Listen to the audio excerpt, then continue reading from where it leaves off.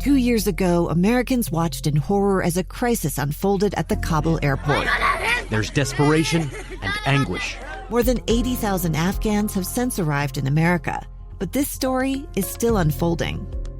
I'm Andrea Smartin. In my new podcast, Stranger Becomes Neighbor, we'll find out what happens to these new arrivals in our communities. Who would help our newest neighbors? Follow us at kslpodcast.com, Apple Podcasts, or anywhere else you listen.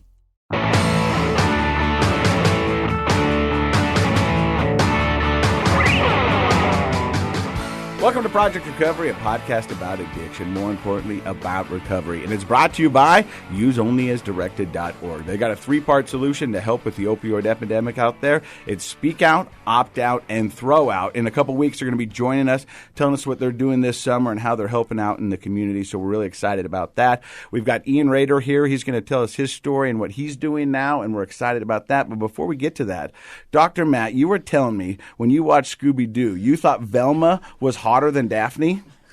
Velma was hotter than Daphne. Yeah, because Velma's more relatable, you know. She's the girl that could be your girlfriend, but she's smart, but she's fun. She's pretty cute. Because I too. I don't like those high maintenance, girlfriends. So you're saying Daphne was high maintenance? You said just because she looked all put together, she didn't have a brain? Is that what you're saying? I didn't say anything about intelligence. I said high maintenance. Smart girls, dumb girls, any girl can be high maintenance. She was a high maintenance. She's into all that high maintenance stuff. So that's how I felt. You're a low maintenance kind of guy. Well, relatable, Well, let's let the audience know a little bit about Dr. Matt. What is a perfect or an ideal date for Dr. Matt? Well, when I was in college, I kind of got tired of dating, so I used to just take girls to do chores with me. I had little chores and things I had to do, and I figured if they could hang in there and have fun with me, then they'd be the kind of girl you could hang out with. So what kind of chores? Well, I used to clean a urology office at night. That was one.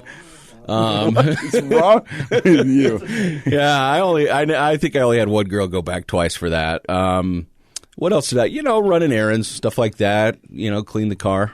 Well, I guess I can kind of see the method But my ideal date would be somebody who you could go have fun with. Do fun things. I mean, I like going to the movies and going to dinner, but I would rather go to like a concert or a sporting event or that kind of stuff. Which is all on hold right now. I know. I'm dying without RSL. Well, it is the worst. I've been watching a lot of news lately, probably too much according to what you've told me. Yes. But they said the Zoom dating world is exploding. Oh, and they're sure saying it is, yeah. when they do these social dating experiments that people are now preferring to do a first video date before they actually go to whether it be coffee or get a drink or whatever it is. Yeah. Because then you can introduce and kind of get to know the person before you have to be with them. Because, you can get a feeling for what their personality is. Because you think about it, when you're doing your dating profile, most people probably put a lot of work into that, to make themselves look really good. The angle of the picture, what quote they're going to say, their likes, their dislikes. Well, I've always said that theoretically,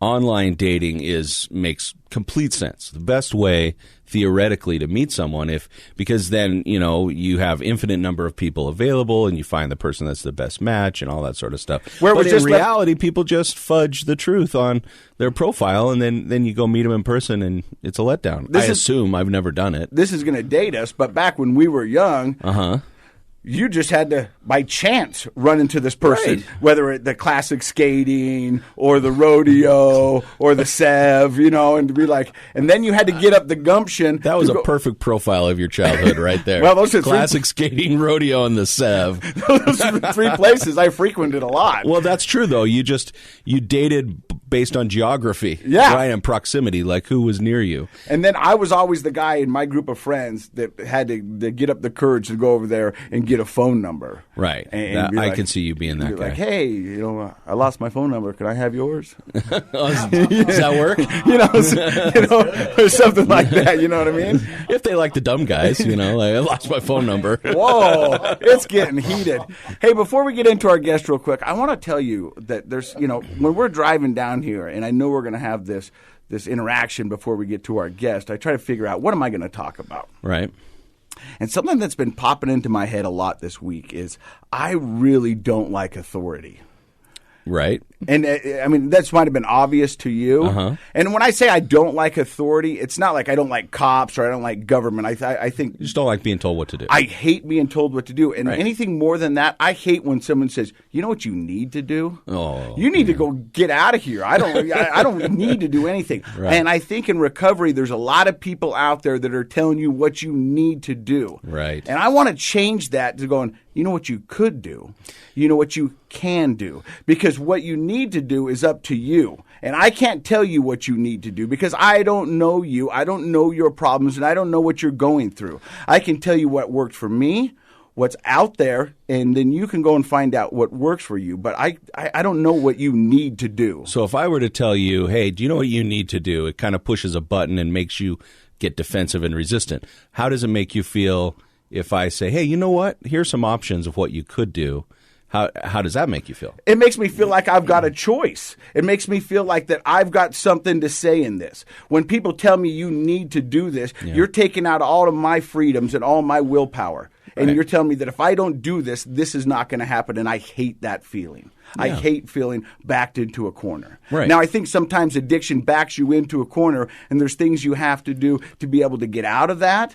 But it ultimately has to come from you and within inside you. You can't do it for anybody else. And I have a problem when people go, this is the only way to do it. There's a lot of ways to do it. Yeah, I was going to say, don't you think that when somebody comes at you with that, this is what you need to do, isn't that kind of narrow-minded and short-sighted? Because it may have worked for them, but you are a different person with different circumstances and maybe having options and choosing. What we do know psychologically and in the area of studying motivation, when a person makes a choice to do something, they're much more likely to get started and follow through than if they're told they have to do something. That's just kind of cut and dry as far as our personal psychology goes. So, yeah, it makes sense to me that a person in recovery would do much better, even if they don't have that natural oppositional defiant disorder that you have. That's a joke. No, I got you.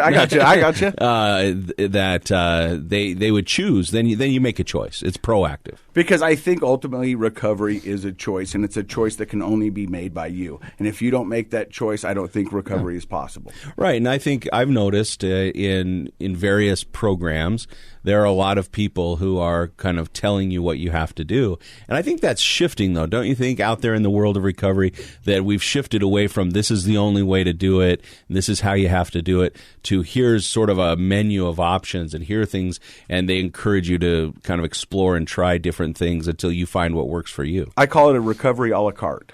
Oh, yeah. You just go, I like that. Mm-hmm. This works for me. This makes sense. I'm not a big fan of this one, so I'm not going to touch that one. But at least I see it and I know it's there, but I'm going to pass on that one. And so you find the recovery that works for you. And that's why we wanted to do this podcast, is to let you know there's a lot of people out there that are suffering from the same addiction as you, although not the same circumstances, but the same addiction. And these people some have figured it out, some haven't, but they're here to tell their story, and through the stories we can gain strength and move on. Yeah, it's inspirational, I think, especially if you're somebody who's listening, who's contemplating sobriety, who feels like they need some help, to be able to go through these different stories and see what works for other people. It's encouraging, I think, to see, hey, that person did it a way that I had never thought of. And that brings us to our guest today, Ian Rader. How are you doing, my man? I'm doing really well. Thanks so much for having me on. Now, I met Ian probably just about a year ago. Actually, when we were doing the Brandon Novak interview, when he came and spoke to Salt Lake City, Brandon Novak from the Jackass fame, Ian had a booth there. He gave me a hat, and then we launched this podcast, and he reached out and he goes, I got a story I'd like to tell. And I said, Ian, perfect, let's do it. So how does the story of Ian begin? So I was born. Growing up, I'm from Santa Barbara, California, if anyone knows where that is. It's a really nice area. We like to joke around and say it's where the rich people go to pretend to be normal. Like Oprah has a house there and like all these famous people. And so I grew up in an above average family. Mom's a doctor, dad's a sales consultant. And I'm a guy who's been given every opportunity in the world to succeed, like more than the average person, right? But you admit that freely. Oh, yeah. I'd also admit that I squandered all of them. I literally was given the world on a silver platter, and I don't know if it was ego or pride or arrogance or whatever it was. Maybe a little of all? Maybe all of it. And I just said, I'm better than this. I don't need to do the work. I don't need to whatever. Did you think rules didn't apply to you?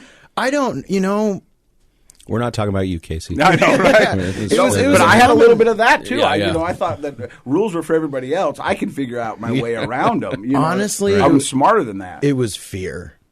Fear for me was immobilizing, because I remember and I had a lot of anger issues, because I remember, I was raised in a really good family, wanted for nothing.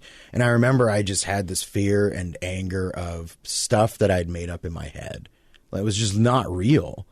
And for instance, in second grade, like, this girl was making fun of me, and I'm not proud of this, but I ended up like blacking out. And when I came to, I had kicked her in the stomach in second grade. My parents didn't raise me. I wasn't around a violent upbringing or anything like that. But ever since that moment, I knew, like, there's something inside of me. Did you have other moments of rage? Like, was that kind of a recurring theme for you? It was that, and then I got so scared of what I was capable of throughout junior high and high school. I got bullied and picked on, and I just let it happen. Because you didn't want to stand up for yourself, for fear of not knowing what you would do? Yeah. I was just so, like, because I had no idea, like, I literally blacked. I like blunked. I blunked. Blunked sounds cooler. I blinked. I blinked, and then I came to, and she was on the ground. And this was second grade. So I don't know if it was traumatizing, but it was the perception of trauma. Did you feel rage? Did you feel anger when you were a kid growing up? Or was it just that one incident and then you were afraid to ever get angry again? My parents got divorced when I was 7. That's second grade, by the way. Yeah. I'm bad at math, so I'll take your word for it. But he's good at dissecting people. Oh, I love it. This is the free therapy I always wanted. Every week. I think when that happened, my life was split. So my parents got divorced, and they moved down the street from each other. So my dad was literally like 6 blocks away, and they were still, cordial. Okay. But I was like 2 weeks I'd be with my dad, and then the other 2 weeks I'd be with my mom. And I had this dual life where this mom, I was with her hoity-toity doctor friends and their kids. And then my dad, he worked a lot. And he was there, but he just worked a lot. And so I'm not blaming anyone for my circumstances. Like, I am the cause of a majority of my problems. And I started hanging out. And, I forgot to mention, like, I was a really unpopular kid. Like, I was a nerd. I was weird. No one liked me. And then people were picking on me. And then one day in, like, junior high, this kid who was bullying me for years, I just snapped on him. And I hurt him pretty bad. Did you blunk out? No, I remember this pretty vividly, actually. And I hurt him pretty bad. And I went to, like, it was like a movie. Like, all of his friends circled around me. And they, like, took my backpack, and he was, like, threatening to kill me, and I lost it. And I hurt him really bad. I went up to all of his friends, like, if you even look at me, I will Hulk out, or whatever I said back then, junior high.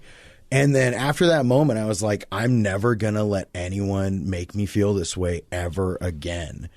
And then also I had this older cat who was like the city weed dealer, right? It was Santa Barbara, so they had dispensaries and stuff. And I had no friends, and I told him, hey, I want to start selling weed. And he's like, okay. Junior high, And the second I started selling weed, it was really weird. I got a lot of friends.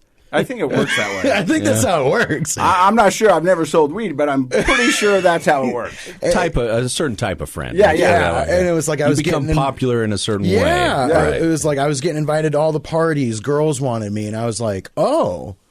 So this is how you gain social acceptance. But how did you decide that's what you wanted to do? I mean, that wasn't just like... My buddy was like the weed dealer, and I was like, he always has so much friends. And okay, so you saw him. Yeah, and I was like, I want that. I want to be socially accepted. And then, like, slowly hanging out with him in his crowd, I found painkillers when I was like, I don't remember. I was like 15 or 16. How old are you now? I am 29. Okay. Yeah. Don't let the beard fool you. I'm still a baby. Got kind it. of. Pretty impressive beard. Appreciate it. So 14 years ago, you found pain pills. Found pain pills, and I had reached the mountaintop. Now, do you remember, because we've had a lot of people on this podcast, the first time they took a pain pill? I don't want to say there was an epiphany or something, but something changed in their body that they noticed right away that seemed to fix what was ailing them. On it, like, I don't, yeah, I do. I specifically remember that day. Like, I was in my buddy's garage, and this is where all the friends would hang out. And he was like, everyone's like passing, it was like Dilaudid or something like that. And everyone's like, oh, Dilaudid. And I wanted to be cool. So he's like, oh, you want some Dilaudid, Ian, to snort a rail of it? And I'm like, yeah, sure, you know. And I did it. And I don't know if this is just me looking back at it, how I felt, but how I remember it was it not only numbed physical pain, it numbed like a spiritual pain in me. Like that feeling of always being afraid was gone. That feeling of always wanting outside validation was gone. And I just could finally take that deep breath for the first time in my life. And that's at 15. I was 15. And I was like, wow, I have found the keys to the kingdom. I just need to do this. Like, I get goosebumps just like thinking about it. Like, I just need to do this for the rest of my life and I'll be fine, you know? And that's where that grand delusion set in, that I need this to survive. Fast forward a lot. You know, like I said, I've had a lot of opportunities. I studied at the Royal Academy of Dramatic Arts in England, right? And I've had all these opportunities, and none of that stopped me from being homeless in downtown LA. None of that, you know? Like I said, good family, good opportunities, all these things. And I literally said, no, I want to be closer where the dope man is. Like the first time I tried heroin was, so I'm doing a bunch of pain pills at this time. Well, let's walk us through high school. Oh, yeah, sorry. No, that's okay. But I mean, we'll get there. But, you know, you're 15. That's the beginning of your high school time. You've started selling weed. Now you found pain pills. And I started selling pain pills. Selling pain pills, sure. You got to diversify. And and so what was high school like for you then? Like, did that change? Did you feel popular? Did you get involved, or did you still feel like that outsider? So I forgot to mention, I got expelled in junior high, right? Got expelled in junior high for selling weed. And I go to like the bad kid junior high now. The alternative school. You got like expelled. Yeah. I had to transfer to a different wherever. The alternative school. And I get there, and you know junior high rumors, right? So I'm the new kid in the middle of the semester, and I hear rumors like, oh, there's that kid. He's like a giant dope dealer, and he's got crazy friends, and he's a psychopath, and blah, blah, blah. And I loved it. So you leaned into it. Oh, yeah. I didn't like say like, yeah, man, I'm hardcore. I just said, I don't like to talk about it, you know? And I just let people's imaginations run wild because it felt so good. But that's a powerful identity for a junior high kid, right? Oh, yeah. Especially, you know, and developmentally, that's a time when we're developing our identity. Yeah. What kind of kid am I? Am I cool? Am I not? Am I smart? Am I a jock? Am I a nerd? What am I? Yeah. And if you were struggling with that, that probably felt pretty good to be sort of a new kid on the block. Yeah, dealing with that already known fear that came from nowhere, and then compounding it to the fear of now I need to make new friends in a new school and all these things. And instantly I got invited to the cool kid parties and all this other stuff. And like that's when new substances got, and this is, by the way, all of this is where I knew, like back in California they have the DARE program, you know. Mm-hmm. That's everywhere, yeah. Yeah, I don't know if it's called something different, but that's how I knew DARE was a lie. Mm-hmm. Like, how could this dude telling me drugs are bad, how could they be bad when they bring popularity, they make me feel better, I'm not scared anymore. So everything that all the adults, quote unquote, are telling me is a lie. Well, technically it's not a lie. Technically it's not, but I perceived but as a it. kid, that's your perception, right? I perceived it to be a lie, and so I because it wasn't that way for you at that time. Yeah. Right. It felt empowering. It was like I said, I reached the mountaintop. And so going through high school, I don't know what. Did you have to go to alternative high school, or did you go back to? No, I went back to it was called San Marcos High School, and it was weird because I've always gotten great grades. I was on academic decathlon in high school, and and I was in the drama club. Like I was going to be. My parents were like, I don't know if they said this, but this is my perception of what life was like growing up. You're either going to be a doctor, a lawyer, or an actor. And I'm like, of course I want to be an actor. I mean, duh.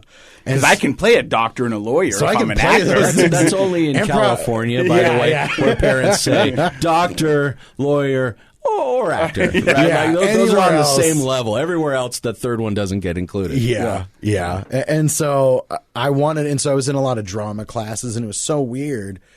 Because all those alternative kids that I went to in that junior high, they were now at the same high school I was. And a lot of these guys, people don't know this about Santa Barbara, but it's kind of sketchy in certain places. Because you get these rich kids with a lot of money, and so they're inviting these, from downtown LA they want to, like I had a friend who was the quintessential rich white kid, whatever that means to you, who had gold teeth. Oh yeah, who had he had guns and a grill. It was like, what was that movie? B-Rad from Malibu's Most Wanted. No, yes, like Dead to Rights. And his real name was Brad, but he went by B-Rad. And it was so crazy. Because it was like that weird gangster mentality, and looking back on it, everyone, I think, in my age bracket was dealing with that same fear that I had. Mm-hmm. And since I had that fear, I wanted to hang out with the gnarliest, craziest people, that I could find. And I wanted to be their friend. So I felt it's like that you're the dude under the dragon's wing type deal, But that's like a dual life. On the one hand, you're academic decathlon, so that's like nerd central, right? Yeah. I mean, I'm a former academic decathlon, so I figured. I Nice can to say see you. nerdy. And then on the other hand, you're hanging out with B-Rad and the boys. Oh, I did not hang out with B-Rad. I sold drugs to B-Rad, but I did not hang out with him. But was that hard to manage? It was a lot easier than I thought. Because like I said, my parents were divorced, so I would have 2 weeks being the academic decathlon, and then 2 weeks of, hey, Dad, I'm going out to see my friends, Hey, you're listening to Project Recovery, a podcast about addiction, more importantly about recovery. We're listening to Ian's story. We just got through his early childhood, and now he's in high school. We'll hear more about that in just a few seconds.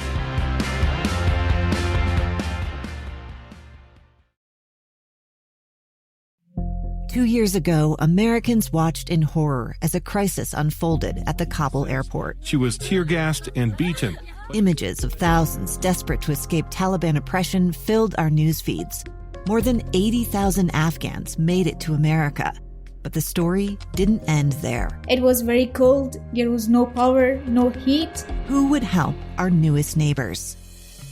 I'm Andrea Smartin. In Stranger Becomes Neighbor, you'll hear the stories of some remarkable refugees who left their homes and their dreams behind, only to start over from zero. Their only possession was 3 blankets. And you'll meet Americans who stepped up to help them. You want me to come when you deliver your baby. What can one person do in the face of an international disaster decades in the making?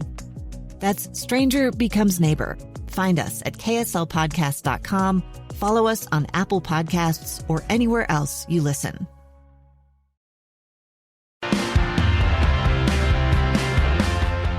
So now you're in high school, you're living a dual life, you're bouncing back and forth between friends and groups. The whole time, are you still selling drugs and using? Oh, yeah. I mean, since you started at 15, did you ever take a break? Not that I can remember. I like to think that there were times where I reined it in a little bit.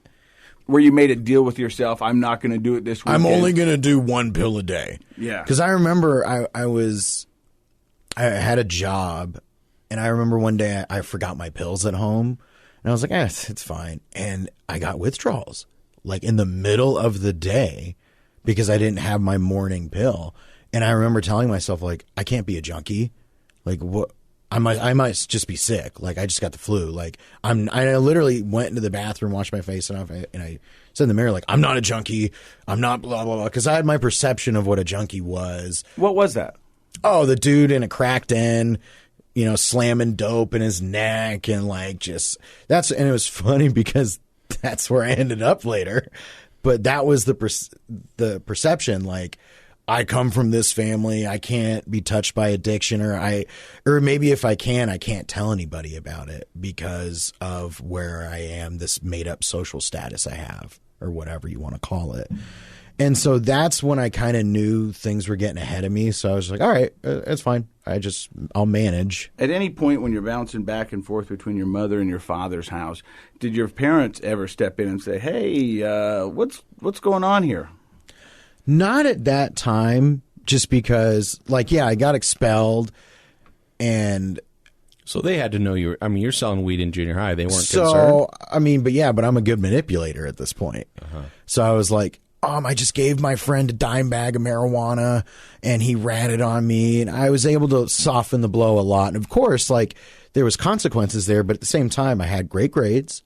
I was academic decathlon, drama club. So they're like, oh, it's just phase, it's just this. Like, he's still doing everything right. So, I mean, it's just a rebellious teenager, or whatever you want to call it. And my parents, later, I think, because I went to England when I was 21, my 21st birthday. I got accepted to the Royal Academy of Dramatic Arts, went out there, and my character there was a drunk cokehead.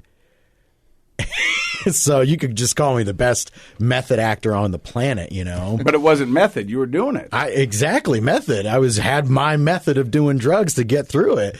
And people were like, oh, you're so good.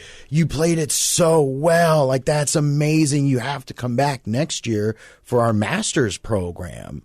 And I'm like, heck yeah. So I go home to the States. I get a job in Los Angeles at a production company. And I'm just like biding my time for a year until I can go back to England, right? My drug abuse ramped up because I'm like in LA, 21 years old, and I'm living like that perception rock star Hollywood actor lifestyle that I haven't even gained yet. And so I remember the first day I even tried heroin, right? And this is right. I was sick from my I didn't have any pills, right? So I went to my dude and I'm like, man, I need some pills. I'm getting sick. And he's like, all right, I got some opium drops that you put in your nose and it will help take away the withdrawals. And I'm like, oh, how come I've never heard of this? Let's try it. And so I did it and it worked. It took away the withdrawals instantly.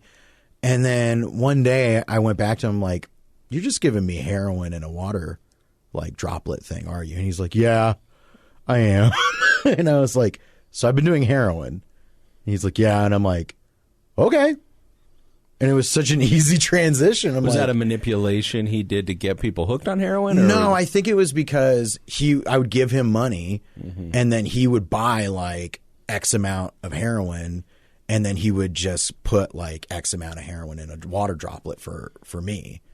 I don't think he intentionally, because I was hooked on opiates already. Yeah. So I would eventually, going down that road, I would have. He wasn't trying to transition. No, I think he was just trying to get his own fix. And then from then, like, that's where I started heroin. And I quickly lost that job at the production company. An old buddy of mine that I met from back in the day, he was living in LA too. And he's like, hey, listen, bro, like, I know you just lost your job. I can get you some side work, just till you get back on your feet. And it was with his cousin who was a gang member. And they loved me because I was white, had no record, driving record was clean, and that's what I did. I just drove around Los Angeles doing drop-offs for a year. So you went from Santa Barbara, where Oprah's got a house, yeah, to the Royal Academy of Arts in England, yeah, to a production company, yeah, to driving drugs for a gang. Yeah. But it was just side work. It was just, no, but right? that's what I told myself. I love how you describe that. But remember, going back to what we talked about was, like, I had that fear and I wanted to surround myself with bad people. Yeah. These were, like, the bad people. Yeah. And I felt so safe, which was the weirdest thing, you know? And then moving forward, you know, I was dating this girl at the time, and her drug prowess was none, meaning she thought weed and marijuana were two different things. You know, but I never lied to her. I always told her, like, listen, but I had money. So I was like, I can provide for us. I'm addicted to drugs and I sell drugs. Like, she knew everything about me. And then one day she was like, can I try some heroin? And I'm like, no, I don't want you screwing your life up like I am. She's like, Ian, that's really hypocritical of you. And I'm like, you know what? You're right. It is. Who am I to say that you can't? So you felt like your life was screwed up at that point? Sounds like you felt safe. You had a nice side job, getting all your needs met, but you didn't want her to go down that path? I mean, could I put that I was a drug dealer on a resume? Could I put, like you said, I went from Royal Academy of Dramatic Arts and all these things to my parents don't talk to me anymore, living in L.A. So I was going to ask, like, where are your parents at this point?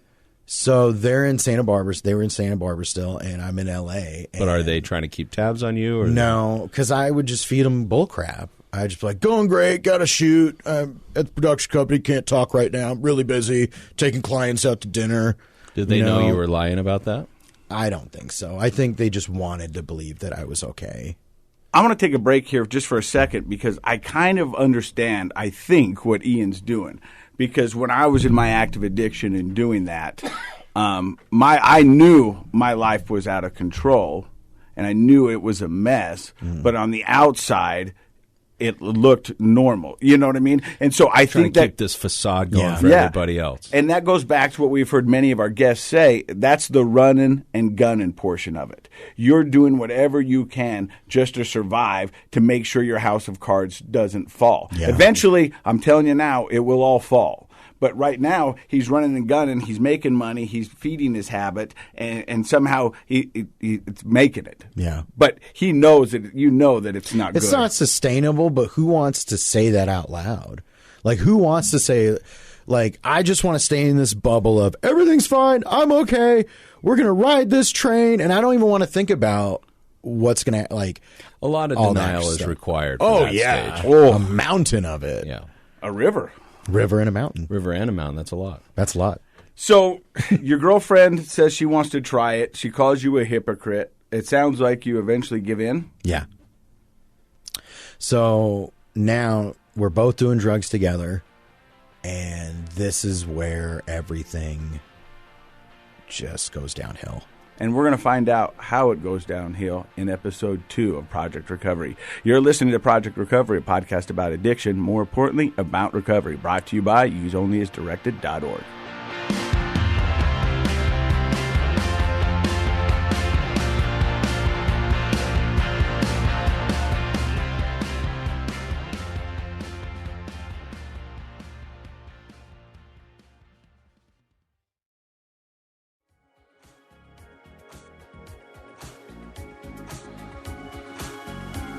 The contents of this program are for informational purposes only. The program is not intended to be a substitute for professional medical advice, diagnosis, or treatment. Always seek the advice of your physician, licensed therapist, or other qualified health provider with any questions you may have regarding a medical condition. Never disregard professional medical advice or delay in seeking it because of something you've heard on this program.